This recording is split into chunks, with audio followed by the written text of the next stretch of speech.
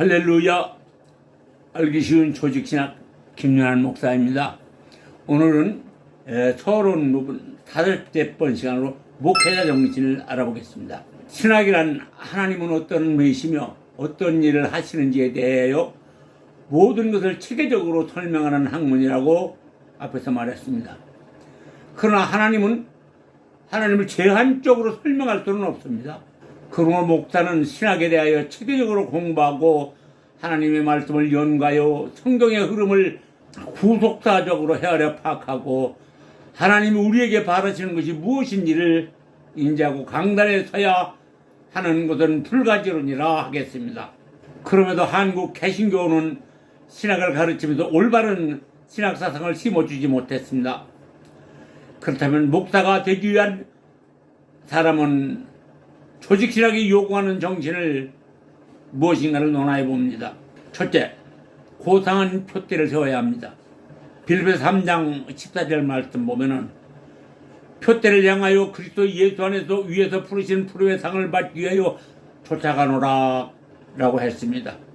이 말씀을 보면 사도 바울의 그 목적이 분명함을 인지할 수가 있습니다. 빌립보서 3장 8절 말씀을 보면은 사도 바울은 예수 그리스도를 아는 지식이 가장 고상함으로 베냐민 지파, 즉 왕족이라는 그 신분은 물론 성경의 권위자인 바리새인이라는 명예와 무엇이든지 유익하다고 생각하던 것들을 해로 여기고 배설물로 여기고 버렸다고 했습니다. 고상하다는 말은 품이나 말, 행동이 훌륭하다는 의미입니다. 그렇습니다. 목사는 욕심을 버려야 합니다.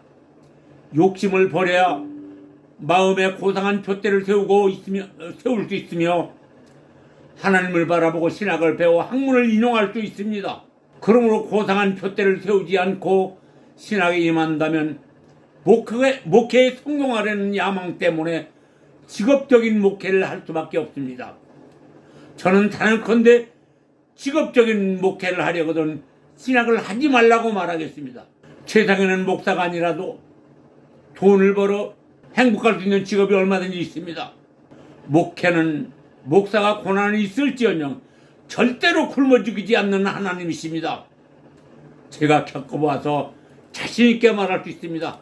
목사가 되기 위해서 최소한 나는 무엇을 버리고 무엇을 의지하며 나의 믿음의 비전은 무엇인가, 그 목표가 하나님을 향한 것인가를 확실하게 정하고 몸과 마음으로 보여주는 목회자가 되어야 양들도 살고 목사도 살 수 있는 길이 열리는 것입니다. 구원의 길은 어렵고 힘들지만 고상한 푯대를 세우고 좌고우면하지 않고 정진하는 사람은 고난을 이길 수 있는 힘을 주시는 하나님이십니다. 그러기에 기도를 해야 하는 것이고, 기도의 목적, 궁극적인 목적은 하나님에게 무엇을 얻어내기 위함이 아니라 구원받는 구속사의 길이 순탄하게 이루어지기를 바라는 것이 목적이 되어야 하는 것입니다. 목사가 목회는 고난의 길인 줄 모르고 목회에 임하였다가 고난을 당하면 어쩔 줄 모르고 당황하거나 고난을 부족으로 대하는 듯한 말을 수도 없이 하면서 고난당하면 마치 하나님에게 저주를 받아서 그런 것처럼 어떤 목사들은 말합니다. 어떤 유명한 부흥 강사가 말합니다. 요즘 목회도 제대로 하지 못하는 것들이 찔찔 짜면서 주여 주여 하면서 자기를 비난한다면서 저주에 가까운 말을 수도 없이 내뱉는 모습을 TV 화면에서 본 적이 있습니다. 저도 한참 고난당하고 있을 때에 주위에서 목사들이 대놓고 김윤환 목사는 예수 잘 못 믿어 저주를 받아서 고난받는 것이라고 설교한다는 소문이 들려왔습니다. 목사의 입은 그래서는 안 됩니다.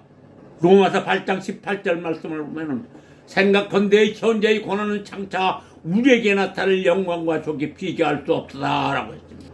저는 기독교인들의 고난은 필연적이라고 말하면 저를 정신 이상자라고 폄하할지 모르지만은, 그러나 기독인들의 고난은 구원받기 위한 절차적으로 정당한 사역이라고 인지해야 합니다. 그래야 고난이 하나님이 택함받은 자들이 해내야 하는 정당한 과정이라는 사실을 인지하게 되고, 목사는 고난을 극복할 수 있는 자신감이 생기는 능력을 하나님이 선물로 받을 수 있을 것입니다. 그래서 저는 목사들의 고난은 지도자가 되기 위해서는 혹독한 훈련으로 만들어진 절차적으로 정당한 사역이라고 말하는 것입니다. 스가랴서 13장 7절 9절 말씀을 봅니다. 만군의 여호와가 말하노라. 칼아 깨서 내 목자 내 짝된 자를 치라. 목자를 치면 양이 흩어지리니와 작은 자들 위에는 내가 손을 들이우리라. 여호와가 말하노라. 이 온 땅에서 3분의 2는 멸자라고.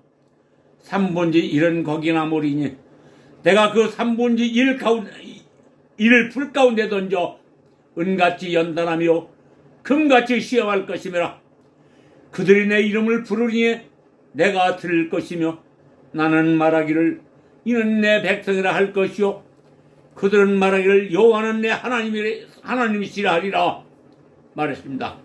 이 말씀을 보면 하나님이 택한 목사들은 하나님이 예정하신 고난을 극복하지 않으면 사역을 감당할 수 없음을 분명하게 말씀하셨습니다. 구약에 어떤 구원이 있는 것이라 하기보다는 구약을 묵상하다 보면은 하나님께서 택한 백성들에게 해야 할 일이 무엇인가를 말씀하셨음을 인지하고 나의 목회 생활의 교훈을 삼아야 합니다. 그렇습니다. 목사는 하나님이 택함 받은 지도자가 되는 길이기 때문에 현재 고난당하는 것입니다. 그러므로 현재 고난당하는 것이 장차 구원에 나타날 영광을 위한 것이므로 절차적으로 정당한 사역이라고 말하는 것입니다. 예를 들면 하루 일 가면 좋든 싫든 주인이 시키는 대로 일해 주어야 품삯을 받을 수 있는 것이라고 생각하면 쉽게 이해가 될 것입니다. 구원받아 천국 가기 위하여 고난을 당해도 두려워하지 말고 기도하면서 말씀을 묵상하여 보시기 바랍니다. 고린도 15장 19절 말씀을 보면 만일 그리스도 안에서 우리의 바라는 것이 이생뿐이면 우리가 모든 사람 가운데서 가장 불쌍한 자니라. 그렇습니다. 우리 소망의 고상한 표대가 되어야 우리가 고난을 당하여도 인내하는 이유입니다. 나로서는 할 수 없지만 하나님이 도우시면 할 수 있습니다. 할 수 없다고 좌절하지 마시고 할 수 있다는 의지로 도전하시면 할 수 있도록 인도하시는 하나님이라는 말입니다. 그래서 저는 진리는 절대로 자연을 앞서가지 않는다는 결론을 얻었습니다. 진리 즉 하나님은 눈에 보이지 않지만 믿음으로 고난을 극복하려고 노력하면 반드시 우리 눈앞에 자연이 보이는 자연의 그 섭리처럼 보이도록 응답하여 주시는 하나님이시기 때문입니다. 믿음은 바라는 것들의 실상이요 보지 못하는 것들의 증거니 히브리서 11장 1절 말씀입니다. 말씀을 믿고 조급하지 말고 잠잠히 때를 기다리면 반드시 응답하여 줄 줄로 믿으시기 바랍니다. 목사의 사명, 두 번째 목사의 사명을 알아봅니다. 앞에서 말한 바 있습니다만 우리나라 목사님들 옛날과 달리 시방은 누구보다 많이 배우고 유학을 가고 박사학위를 받고 목사는 되었지만 조직신학을 정석으로 배우지 않아 교리를 모르기에 신학에 대한 논리적 사고가 없으므로 강단에서 설교를 하며 사람들에게 거룩한 척 보이기는 하지만 목회에 대한 한목적성을 이루지 못하고 있습니다. 이는 신학과 지식이 만났으나 관습에서 벗어나지 못하고 있다는 말입니다. 초대교회 교회사의 흐름을 보면 기독교가 유럽으로 먼저 들어가 지식과 만남으로 헬라 문화는 세계적인 문화의 흐름의 방향을 바꾸는 위대한 역사를 만들어냈는데 우리나라의 초대교회와 그 시대의 배경을 돌아보면 우리나라 초대교회는 기독교와 무지가 만나 무지로 인하여 하나님의 말씀을 제대로 이해하지 못하고 신비주의와 기복진앙으로 변질되어 관습이 되었고 한국 개신교회사가 130여 년을 넘기고 사람들은 많이 배우기는 하였지만 시방도 신비주의와 기복신앙이라는 관습에서 벗어나지 못하고 있으며 교회가 성장하며 큰 교회가 늘어날수록 형식주의와 하나님이 우상화되어가는 것 같아 안타까움을 금할 수가 없습니다. 제가 기독교회사를 강론하기 전에 먼저 우리나라 초대교회의 배경과 우리나라의 교회사를 말한 이유가 여기에 있습니다. 그러나 이제는 변해야 합니다. 우리나라의 교육 수준은 가히 세계적입니다. 이제 우리도 지식과 예수가 만났으니 신비주의와 기복신앙에는 관습을 벗고 한국 개신교만의 아름다운 문화를 창달하여 대한민국 국민들이 어우러져 사는 아름다운 문화를 이끌어가는 선도자 역할을 교회와 성도들이 해내야 합니다. 한국 개신교가 변하기 위해서는 대단히 미안한 말이지만 먼저 목사들, 특히 대형교회 지도자들이 먼저 변해야 합니다. 얼마 전 유명한 부흥 강사 장모 목사가 미국의 뉴욕 간현교회에 가서 부흥회를 하는데 기적이 일어났다고 인터넷 신문과 방송에 광고하는 모습을 보고 저는 숨을 지었습니다. 히브리서 5장 13절 14절 말씀을 보면은 대저젖을 먹는 자마다 어린아이니 의의 말씀을 경험하지 못한 자요 산단한 식물은 장성한 자의 것이니 저희는 지각을 사용함으로 연단을 받아 선악을 분별하는 자들이라고 했습니다.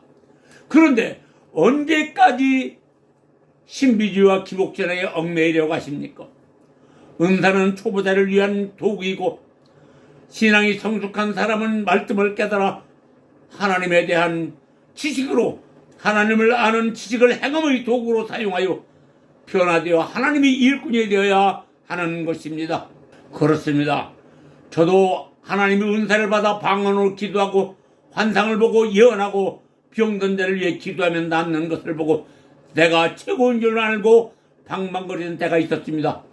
그런데 성경을 구속사적으로 볼 수 있게 되고 말씀의 흐름을 분별하게 되어 정말로 말씀이 송이꿀보다 더 달다라는 그 말씀에 가슴에 와 닿고부터는 병든 자를 위하여 기도하면 병이 낫는 것을 보고 말씀의 능력을 인지하고 말씀을 더 사모하였더니 마음의 욕심이 사라지고 사람의 행복이 무엇인지를 인지하고 말씀 연구와 기도하는 생활에 더욱 힘쓰게 되었습니다. 저는 목사가 되려고 하는 사람에게 권면합니다.